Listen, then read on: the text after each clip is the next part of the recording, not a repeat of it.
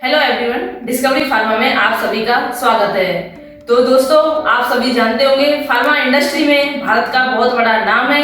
भारत को वर्ल्ड की फार्मेसी भी कहते हैं। इस मुकाम तक पहुंचाने के लिए बहुत सारे साइंटिस्टों का योगदान रहा है। इसमें आज हम चर्चा करेंगे जिन्होंने सबसे पहले शुरुआत की थी फार्मास्यूटिकल कंपनी की, जो कि Bengal chemical and pharmaceutical industry के नाम से जानी जाती है। उन महान वैज्ञानिक का नाम है आचार्य प्रफुल्ल चंद्र रॉय, जिनको भारतीय रसायन विज्ञान का पिता भी कहा जाता है। प्रफुल्ल जी का जन्म 2 अगस्त 1861 में खुलना जिले के रारूली गांव में हुआ था। आजकल ये जगह बांग्लादेश में स्थित है।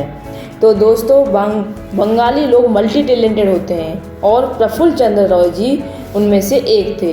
He was Bengali chemist, educationist, historian, industrialist and philanthropist.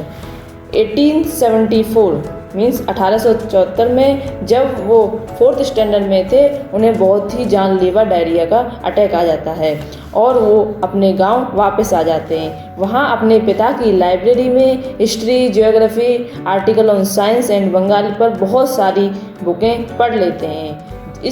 जिस उम्र में बच्चे परियों की कहानी पढ़ते थे, उस समय में उन्होंने न्यूटन जैसे महान वैज्ञानिकों की किताबों पढ़ने में रुचि थी। तो हमारे जो आचार्य प्रफुल्ल चंद्र रॉय जी थे, वो बहुत ही इंटरेस्टेड थे केमिस्ट्री की फील्ड में भी।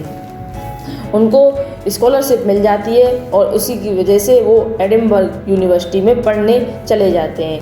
वहाँ उनको होप प्राइज़ मिलता है, जिसकी वजह से वो अपनी थीसिस पर 1 साल और काम करने लग जाते हैं। उन्होंने 107 रिसर्च पेपर पब्लिश कराए थे और उन्होंने न्यू इंडियन स्कूल की भी स्थापना की थी। आचार्य प्रफुल्ल चंद्र जी ने पीरियोडिक टेबल में मिसिंग एलिमेंट की खोज की थी और 1896 में उन्होंने न्यू स्टेबल केमिकल कंपाउंड जैसे कि मर्क्यूरस नाइट्राइड पर पेपर भी पब्लिश कराया।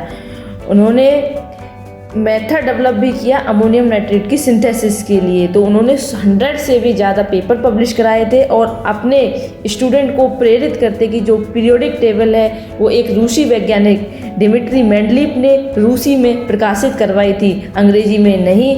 वो अपनी मातृभाषा से बहुत लगाव करते थे, वो बहुत ज़्यादा देशभक्त थे। उन्होंने 1000 अंग्रेजी लेखक की सूची में एक भारतीय लेखक राजा राम मोहन राय का नाम देखा था, तो उन्होंने सोच लिया मेरा भी नाम इसी सूची में आना चाहिए। तो उन्होंने ये सब के लिए अपना बहुत बड़ा योगदान किया।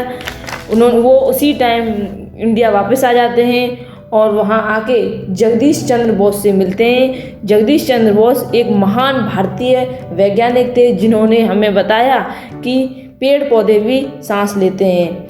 वो उनके साथ 1 साल काम करते हैं और उसी टाइम जब वो कॉलेज में प्रेसिडेंसी कॉलेज में जॉब करते हैं, तो एक बहुत बड़ा हादसा होता है। उनकी लाइफ का वो किस्सा है जो उनको एक बहुत बड़े मुकाम तक पहुंचाता है। जब प्रेसिडेंसी कॉलेज में वो एज ए असिस्टेंट प्रोफेसर पढ़ा रहे होते हैं, तो देखते हैं कि वहाँ अंग्रेजी प्रोफेसरों की सैलरी ज़्यादा होती है और वो ऊंचे पद पर होते हैं अपने इंडियन प्रोफेसर से। तो उन्हें बहुत दुख होता है। वो उसकी कंप्लेंट एक अंग्रेजी डायरेक्टर से करते हैं। तो वो अंग्रेजी डायरेक्टर रॉय जी का मजाक बनाते हैं और बोलते हैं, अगर तुम अपने आप को इतना योग्य केमिस्ट समझते हो तो खुद का व्यवसाय क्यों नहीं कर लेते। ये बात उनको बहुत बुरी लग जाती है और वो अपना इसी में दिमाग लगाने लगते हैं कि हम भी ऐसा कुछ काम करें जिससे कि अपने इंडिया को किसी का मुंह ताकना ना पड़े।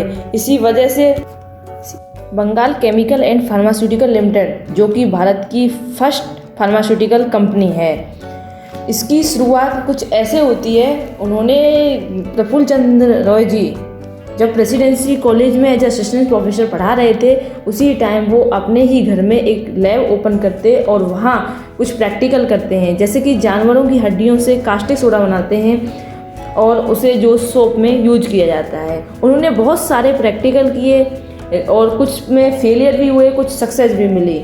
उसी के साथ उन्होंने 700 रुपये की पूंजी के साथ बंगाल केमिकल वर्क्स की शुरुआत की, जिसमें दवाइयों बनाने की दिशा में छोटा प्रयास 1901 में Bengal chemical and pharmaceutical works private limited की स्थापना की। उन्होंने कभी भी अपनी कंपनी से वेतन नहीं लिया और बंगाल केमिकल बहुत तेज़ी से आगे बढ़ने लगी। जो आपकी बंगाल केमिकल है उसकी 3 डिवीज़न है। पहली डिवीज़न जो है वो ब्लीचिंग पाउडर बनाती है। सेकंड डिवीज़न जेनरिक ड्रग्स, मतलब जो कि दवाइयाँ होती हैं आपकी बुखार के लिए, माइक्रोबिया के लिए, एंटी फंगल है, एनाल्जेसिक, एंटीपायरेटिक, आपकी एंटी मलेरियल ड्रग्स जिसे बोलते हैं, आपकी हाइड्रोक्सीक्लोरोक्विनिन का नाम सुन रहे हो, जो कि अभी कोरोना के लिए काम में आ रही है, वो दवाई भी ये कंपनी बनाती है, Bengal chemical and pharmaceutical limited. और थर्ड डिवीज़न जो है वो हाउस होल्ड डिसइंफेक्टेंट का काम बनाती है। तो ये तीनों डिवीज़न जो है Bengal chemical and pharmaceutical limited के अंडर में आती हैं। उन्होंने जो अपनी पहली फैक्ट्री थी वो कोलकाता के मणिकल्ता में 1905 में खोली थी। 1920 में दूसरी फैक्ट्री पानीहाटी में खोली थी और तीसरी फैक्ट्री 1938 में मुंबई में खोली थी। तो आपकी ये Bengal chemical and pharmaceutical limited का नाम आजकल ज़्यादा चल रहा है। क्यों चल रहा है? क्योंकि आजकल जो कोरोना की दवाई है, कोरोना की जो संजीवनी का जो काम कर रही है हाइड्रोक्सीक्लोरोक्विनिन, वो दवाई भी आपकी Bengal chemical and pharmaceutical limited ही बनाती है। ये दवाई को बनाने में सबसे बड़ा हाथ तो रहा है आपका आचार्य प्रफुल्ल चंद्र राय जी की देन है, जिसकी वजह से वो दवाइयों की मैन्युफैक्चरिंग इसी कंपनी में होती है। ये जो कंपनी है उनके देहांत, आचार्य प्रफुल्ल चंद्र राय का देहांत 16 जून 1944 में हो गया था। उसके बाद से ये कंपनी बहुत लॉस में चली जाती है और 15 दिसंबर 1977 में यूनियन गवर्नमेंट के अंडर में आ जाती है। लेकिन आजकल ये कंपनी बहुत प्रॉफिट में चल रही है और जो आपकी Bengal chemical and pharmaceutical limited है वो SCQ बना रही है। उसके लिए उन्होंने ये हाइड्रोक्सीक्लोरोक्विनिन बनाने का काम बहुत पहले ही बंद कर दिया था, लेकिन अभी दूसरे देशों विदेशों से भी इसका डिमांड आ रही है, तो इसलिए इनको अब दोबारा से दवाई बनाने के लिए लाइसेंस लेना पड़ेगा और फिर से इसकी मैन्युफैक्चरिंग कर सकेंगे। थैंक यू दोस्तों। अगर आपको हमारा वीडियो पसंद आया हो तो लाइक करें, सब्सक्राइब करें और कमेंट करें।